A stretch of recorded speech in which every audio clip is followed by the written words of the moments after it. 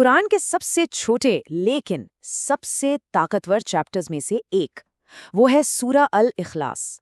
इसे निष्ठा का अध्याय भी कहते हैं। और ये ईश्वर का स्वरूप कैसा है, इस पर एक बिल्कुल साफ, एकदम सीधी बात करता है। तो आज हमारी पूरी बातचीत का जो बेसिस है वो बस ये एक तस्वीर है। इसमें ये पूरा चैप्टर और इसका ट्रांसलेशन सब कुछ मौजूद है। तो चलिए अब इसकी हर एक आयत में छिपे गहरे मतलब को समझने की कोशिश करते हैं। तो इस चैप्टर का नाम है अल इखलास। इसका मतलब होता है पवित्रता या निष्ठा। अब सवाल ये है कि इसका ये नाम क्यों है? ऐसा इसलिए है क्योंकि ये चैप्टर हमारे यकीन को, हमारे विश्वास को सिर्फ और सिर्फ एक सच्चे ईश्वर पर लाकर टिका देता है, उसे एकदम शुद्ध कर देता है। और इसकी शुरुआत होती है ईश्वर के नाम के साथ एक समर्पण से। ये जो शुरुआती लाइन है इसे बिस्मिल्लाह कहते हैं। कुरान के लगभग हर चैप्टर की शुरुआत इसी से होती है और ये एक तरह से याद दिलाता है कि हर काम ईश्वर के नाम से ही शुरू किया जाना चाहिए। इसका सीधा सा मतलब है अल्लाह के नाम से जो बहुत मेहरबान और रहमत वाला है। ये एक लाइन ही एक ऐसा माहौल बना देती है, एक गहरी श्रद्धा का भाव जो आगे आने वाली बड़ी और शक्तिशाली बातों के लिए हमें तैयार करती है। तो चलिए अब आते हैं पहली और सबसे जरूरी घोषणा पर।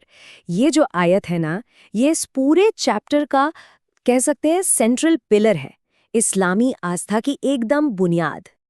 ये है पहली आयत। जरा इसके शब्दों के फ्लो और इसकी सिंप्लिसिटी को महसूस कीजिए। सुनने में कितना सरल है पर इसमें गहराई बहुत है। और इसका अनुवाद बिल्कुल सीधा और साफ, कहो वह अल्लाह एक है। अब ये सिर्फ एक सेंटेंस नहीं है, ये एकेश्वरवाद जिसे तौहीद कहते हैं उसकी सबसे मजबूत नींव है। ये आइडिया कि ईश्वर एक है, पूरी तरह से एक, जिसे बांटा नहीं जा सकता। ठीक है, तो ईश्वर एक है, पर इस एक होने का, इस एकता का असल में मतलब क्या है? अगली जो आयत है ना, वो इसी बात को और ज्यादा क्लियर करती है और इसकी शुरुआत होती है इस कॉन्सेप्ट से कि ईश्वर पूरी तरह से स्वतंत्र है, इंडिपेंडेंट है। ये है दूसरी घोषणा। यहाँ पर एक बहुत ही पावरफुल शब्द का इस्तेमाल हुआ है, असमद। चलिए देखते हैं कि इसका मतलब क्या है। इसका मतलब है अल्लाह बेनियाज है। अच्छा, बेनियाज का मतलब क्या हुआ? इसका मतलब है कि उसे किसी की भी जरूरत नहीं है, वो किसी पर डिपेंडेंट नहीं है।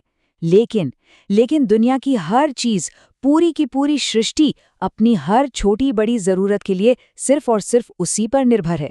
सोचिए, सिर्फ एक शब्द असमद, और इसमें कितना गहरा मतलब छिपा है। ये एक शब्द ईश्वर के नेचर के बारे में एक पूरा का पूरा थियोलॉजिकल कॉन्सेप्ट अपने अंदर समेटे हुए है कि वो हमेशा से है और हमेशा रहेगा। वो अपने आप में पूरा है और हर कोई उसी पर डिपेंड करता है। अब जो तीसरी घोषणा है वो एक तरह का खंडन है, एक बहुत पावरफुल रिफ्यूटेशन। ये ईश्वर को हमारी दुनिया की धारणाओं जैसे परिवार, बच्चे, इन सब से बिल्कुल अलग करती है। ये है तीसरी आयत। ये ईश्वर के वजूद को और भी साफ तौर पर डिफाइन करती है। सुनिए इसे। तो इस आयत का मतलब है वो न किसी का बाप है न किसी का बेटा, यानी वो न किसी को जन्म देता है और न ही उसे जन्म दिया गया है। ये लाइन देखे कितनी साफ साफ ईश्वर के माता पिता या बच्चे होने के किसी भी आइडिया को सिरे से खारिज कर देती है। और ये एक बहुत बड़ा फर्क है जो इस कॉन्सेप्ट को कई दूसरी धार्मिक मान्यताओं से अलग करता है। और अब हम आते हैं आखिरी और फाइनल डिक्लेरेशन पर।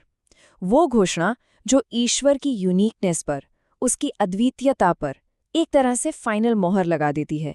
इसके बाद किसी भी तरह के कंपैरिजन की कोई जगह ही नहीं बचती। ये इस चैप्टर की आखिरी लाइन है और ये इन सारी बातों को एक बहुत ही पावरफुल और निर्णायक मोड़ पर लाकर खत्म करती है। और इसका मतलब है और न कोई उसके बराबर है। ये एक ऐसी बात है जो सब कुछ समेट लेती है कि इस पूरी कायनात में, पूरे ब्रह्मांड में कोई भी शक्ति हो, कोई भी चीज हो, यहाँ तक कि कोई कल्पना भी हो, कुछ भी ईश्वर के बराबर नहीं हो सकता। उसके जैसा कोई है ही नहीं। तो अगर हम इन चारों बातों को एक साथ रखकर देखें तो क्या पता चलता है? पहली घोषणा एक स्टेटमेंट है, एक पुष्टि, और उसके बाद की जो 3 घोषणाएं हैं वो उसी एक होने की बात को डिफाइन करती हैं, उसे और ज्यादा क्लियर करती हैं। कमाल की बात है कि कैसे कुछ ही लाइनों में एक पूरा का पूरा धर्मशास्त्र समाया हुआ है। और इसी एक सवाल के साथ आज की बात खत्म करते हैं। ये सोचने वाली बात है ना, कि कैसे सिर्फ 4 छोटी छोटी लाइनें मिलकर ईश्वर की इतनी गहरी, इतनी कंप्लीट परिभाषा दे सकती हैं। इस पर सोचिएगा जरूर।